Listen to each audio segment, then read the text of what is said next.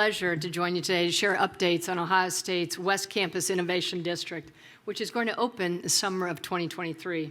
And first, I'd like to recognize some of the fantastic partners that we've had in making this happen. Of course, it starts with our outstanding Governor Mike DeWine, Lieutenant Governor Jon Husted, and the entire state of Ohio.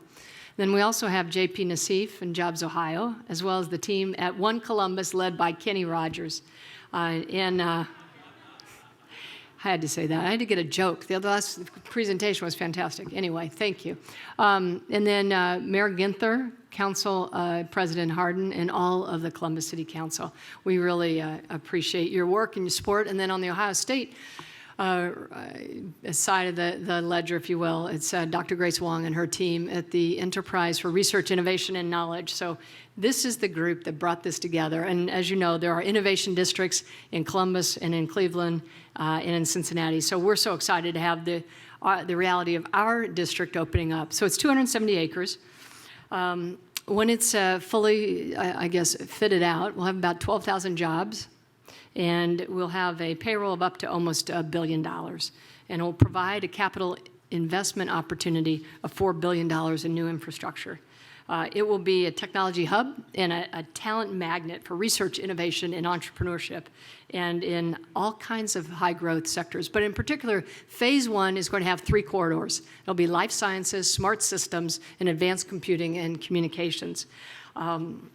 And our vision is that the Innovation District is going to not only do research, but it'll be a place for technology transfer, experiential educational opportunities, startups, and building partnerships, growing talent, and creating a live, play, innovate environment that will transform the region and fuel economic growth and serve all of Ohioans. It's part of our strategy to double our research expenditures by the end of this decade. So right now we do about $1 billion in research. Well, my first year was $1 billion in research, recorded about 1.2 last year. We want to get to up to $2 billion. That will create those other 12,000 jobs, but it also will have an impact of tens of billions of dollars on the economic GDP of the state.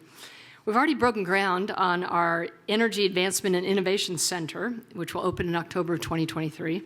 And in the last few months, we've also seen the topping off ceremonies for the Outpatient Care West Campus, which is 60% completed, and it's going to house Ohio State and Central Ohio's first proton beam therapy facility in collaboration with Nationwide Children's Hospital. And that's a big underlying of everything we do, is to be a partner and to collaborate with the other good and great of the state.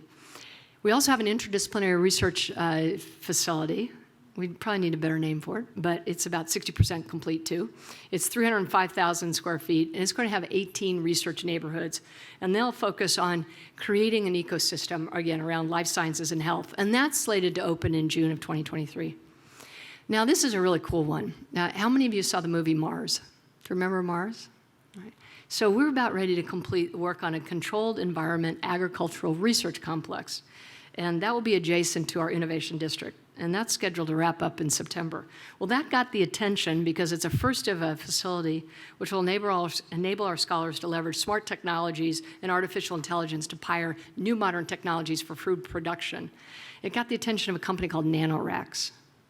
So NanoRacks is a joint venture. It's a commercial space company dedicated to providing commercial access to food in space. If you're going to be in space, you need to eat. And so our Ohio State will be the lead university partner on a $160 million NASA grant funded to develop the next generation of commercially based, human-occupied space stations and the food that goes along with it. So Buckeye Research and Innovation will support the NanoRacks-led Starlab commercialization space station. So we're very, very excited about that. And stay tuned, there'll be more coming, hopefully. Right now, about 2/3 of the startups from The Ohio State University are in the life sciences, and we have about 100 active Ohio State spinouts, which we plan to definitely accelerate and increase in the future. As was said earlier by our speakers, you can't have startups, you can't have thriving businesses like the ones you all run unless you have talent. And so one of the things in working in partnership, again, with Jobs Ohio, is we set a goal with the investment by Jobs Ohio to graduate 22,500 new STEM workers in the next 15 years. And so in order to do that, we'll be investing a couple hundred probably, give or take, in STEM education, business, engineering, applied sciences at the university. Businesses like Intel seek to establish a thoroughfare between Ohio universities, all of our Ohio universities, to their workforce, especially in the creation of this new semiconductor campus. So we're focusing on ensuring Ohio State's going to be a great partner to Intel and make sure that this plant is wildly successful. Has to be. It's important for the state of Ohio. It is important for the country. Innovation needs to continue to be nurtured and explode in the Midwest. So we formed a consortium with, created the Midwest University Research Consortium to develop the curriculum, the programming, the infrastructure, educate the talent that this semiconductor industry will require. And it includes Case Western. I saw President Eric Kaler earlier today. Thank you for being our partner. It also includes University of Cincinnati and President Neville Pinto, and University of Dayton with President Eric Spina, and other colleges and universities in Ohio and in the surrounding states. Spend some time calling up our friends, Eric, in the Big Ten and in the other areas and say, look, would you come together and do something that's probably never been done in the United States, which is let's get together and figure out what we can do as 9, 10, 11 universities together that we couldn't do by ourselves. And so we held this workshop a couple weeks ago with all the vice presidents of research from all these universities to figure out what are the 5 things we need to do. And then I got the report. Eric, it's coming. They want an investment. I know you're surprised and shocked, but there'll be an ask. But that's what we're going to need in order to make sure the Silicon Heartland is successful. So stay tuned on that. We'll get more information there. That thoroughfare also will require not only jobs at the 4-year degree and higher, but also be an opportunity for our associate degrees. And we have the BSET programs, which is bachelor's and associate degrees in science and engineering technology programs at our regional campuses at Lima, at Mansfield, at Marion, and soon coming to Newark. So we're working together with Columbus State Community College and the fabulous president, David Harrison, to make sure that not only with that community college, but all community colleges set up a 2+2 so we can provide that workforce moving forward. For partners like Intel, and I had a chance to spend some time with Mr. Gelsinger this weekend as he was our commencement speaker, they really strive for excellence, and you all strive for excellence. We all strive for excellence. So we are committed to working together to figure out what we can do to get that workforce to where it needs to be. But you may have seen the Dispatch article earlier today. We have a serious issue, and there's a story detailing that in the central Ohio area, that racial inequities cost our region a staggering $10 billion a year, which threatens the future of our prosperity.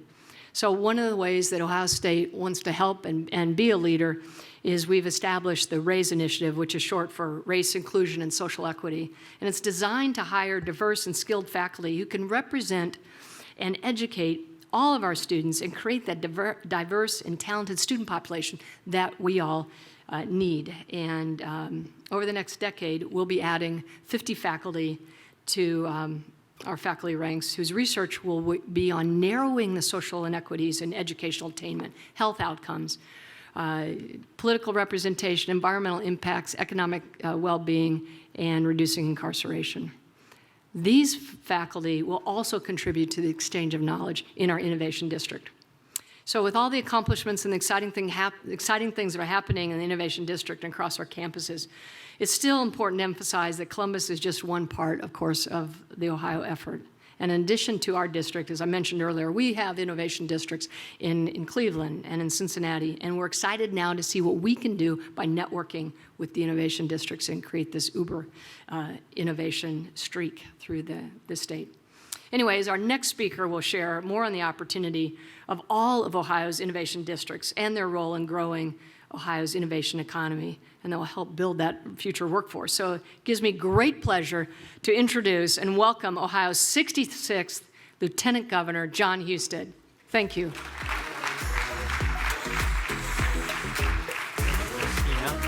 Thank you. 10 minutes. I got 10 minutes are going to solve all the problems, right? That's what they asked me to do. As I stand here, I can tell you that in 10 minutes, I can't solve any of the problems. But I will tell you this. We need to think about the issue of workforce differently if we're going to solve it. it's not going to be fixed in the same way that we've traditionally looked at it. And let me just briefly tell you why. It's about demographics. The birth rate in developed nations has gone down. It is, if you look in Ohio over the last 20 years, birth rates have dropped 15%. We're not going to have the people. It's not just an Ohio problem, it's an American problem. We have fewer people entering the workforce. We have more people exiting the workforce due to the demographic shifts in our nation. And it's important to recognize that because we have to change the way that we look at the issue because there's so many times, and I talk to a lot of legislators and people around the state who say, well, we just need to do a better job of keeping our talent. If we kept every single person, it still wouldn't be enough. We actually are importing more college students than leave Ohio to go to college. We have to think about the issue differently. Traditionally, we also solve the problem with immigration.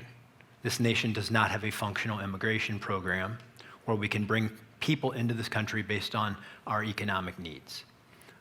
And so this is something that we're all in together. The whole nation is experiencing this. So our job as Ohio is how do we win? That's what I'm completely motivated in doing. Because it's like, okay, we can sit around and complain about it. Everybody is very good at that. We always have lots of reasons and problems and complaints. But what are you doing specifically to solve your own problem? And what can government do to help solve that problem? And I'm going to offer you a couple of things that I think we should all collectively work on. First of all, if we're not going to have more people, we have to figure out how to help the people we have do more. And that's through automation and artificial intelligence and the integration of those two. I see it happening in many businesses around the state as I go out. I was in Toledo the other day at a robotics integration center in Perrysburg, where they're teaching robots in combination with AI to do some amazing things. And you may not know this, but the Toledo area is #1 in the nation per capita in the number of robots that operate. We're teaching machines to do things differently thanks to technology. And the question is, are we preparing our people in this state to do that as well? Can we be the best at building education systems that teach people how to operate and integrate machinery that will make us the best in the world, that will outcompete anyone, anywhere? I think we can. I know as a manufacturing state, we do a very good job with this, but it's going to have to move into transportation. Just think if we could be a state that got to automated long-haul truck driving before everybody else. How many people does that replace? Thousands over time? I use that as an example, but there's lots of occupations that we can use to automate where we don't have enough people to do it. That if we get there more quickly, then we get to win. One of the things I'm going to ask you about right now, an idea that I've been discussing with some high schools around, because this is working well. Gary knows about the collaboration down in Southwest Ohio, where the schools are coming together with businesses to work on building a cybersecurity talent pool in high school, and those kids can do it, can't they? They absolutely can. Why isn't every region of this state at the high school level building cybersecurity capacity with their high schools, taking the top talent, giving them the coding, cybersecurity skills that they need while they're in high school, start working with your companies early and building that talent pool so they don't leave our state? We should be doing it everywhere. I can take a model like that, working very well in Southwest Ohio. We should expand it to the entire state. These are the kinds of things that we should do. We should also, by the way, as a nation, stop with the bad policies that pay people not to work. We're doing that.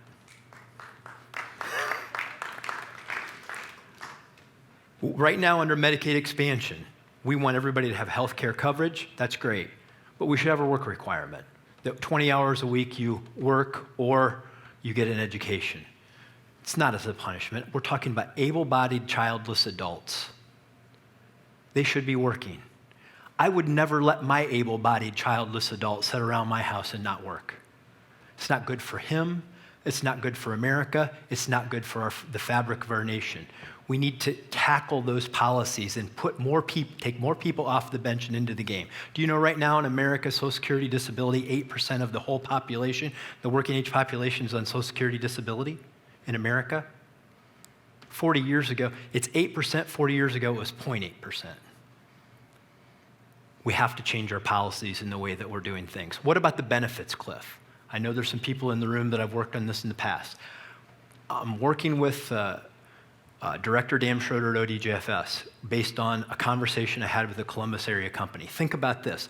What if we were willing to imagine that differently, where we take somebody who was making $18 an hour and about ready to go to that benefits cliff and lose all their benefits, if we said, we're going to put that money in escrow until you're earning enough that you get paid more to work than you do to not work. And then we give you back that money that you earned during that time so that it would help you get housing, get transportation, whatever you need to be successful. These are public policy changes that we can make to change this. And let me add to that second chance opportunities. Second chance employment. Beacon of Hope. Gary, you're going to get another shout out for Cincinnati. The Beacon of Hope Network. Just down at Nehemiah Manufacturing the other day and the great things they do, where they're helping people get the second start in life that they need. As a matter of fact, I met with a convicted murderer who's working there, doing a great job. He said, well, thanks for the second chance, but he said, honestly, I didn't get a first one. Helping people that didn't get a chance or need a second chance to get that start. These are the kinds of things that we can collectively do together in public policy and the private sector to change things. And then finally, I'm going to conclude with the magic of the future in education, rethinking it, because we can't keep doing things the same way and expect different results. We all know that. And education has to change, and business and education have to work more closely together than ever. And we're doing this. I will talk a little bit about what they were trying to do as administration. First of all, you probably don't know this, but we want every high school student to graduate career or college ready. And we are literally now paying our career centers incentive bonuses, $1,250 per child for every additional in-demand credential they graduate a student. They graduate more students. We're seeing that uptick. We're seeing more enrollment in our career centers. We want them to be certified in robotics and other things that we need them to be certified in so that they can have a great opportunity in life. And then Dr. Johnson talked about the innovation districts. I know JP alluded to them. The aspiration for the innovation district is to graduate more than 30,000 additional computer science graduates than what we were planning on doing it from Ohio colleges and universities working with these institutions. 30,000 more. Still won't be enough. But we have to put our resources behind the outcomes that we want to have. And in addition to that, what we're doing with our innovation districts, we also are doing this with programs like TechCred. Something that I'll give him partial credit for this. Mark Kwame and I talked many years ago about the idea of how we pay people to go ahead and get their credentials. Well, Governor DeWine and I and our team put this together. The goal in the first year of TechCred, which, by the way, if you're not using it, many of the businesses in this room are, we give you pick the employee, you pick the in-demand credential you want them to earn, and we pay up to $2,000 for them to earn the short-term credit. We wanted to do 10,000 in the first year. We blew past 10,000. We wanted to hit 20,000 in the second year. We're going to blow past 20,000. So far in the state, 40,000 people, since we started this just a couple of years ago, have the opportunity to earn an in-demand credential that costs them nothing.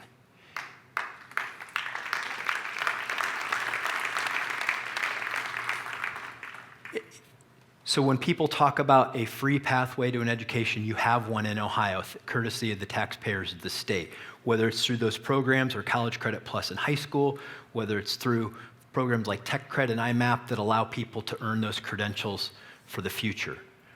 But in the end, what will make all of this work is those close ties between our social service agencies, our education entities, and the private sector. You know what you need, but educators don't know what you need necessarily. Educators need to have that exposure. They need your guidance. But you also, in many cases, don't know what it's like to be an educator. And so those close collaborations and building these partnerships, and I ask you this, and I'll conclude with this. Pick something that's going to matter to you. Pick a couple of things that are going to matter to you. Engage intentionally with an education institution or a social service agency that can help you deliver it. Define where you're going to go, and let's go do it.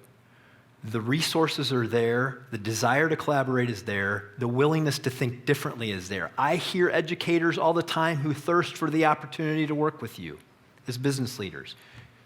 And the great thing about this is, in the end, when we do it right, everybody wins. Because you get the talent that you need. Educators get the gratification of graduating more students with skills that are actually needed. And the people of Ohio are the ones that win the most because they earn the skills that they need to have job security, higher pay, and all the wonderful things that are part of living the American dream. And the states that do this right are going to be the ones that win. The communities that do this right are going to be the ones that win. And we're doing this better than a lot of places right now. And I think with the opportunity of many of the things that are happening, what you're already doing, some of the new things that are happening in Ohio, and the whole buzz that's around our state right now, that we have a chance to attract more, build more. There's great momentum. I look forward to working with you to get this accomplished for the state. Thank you.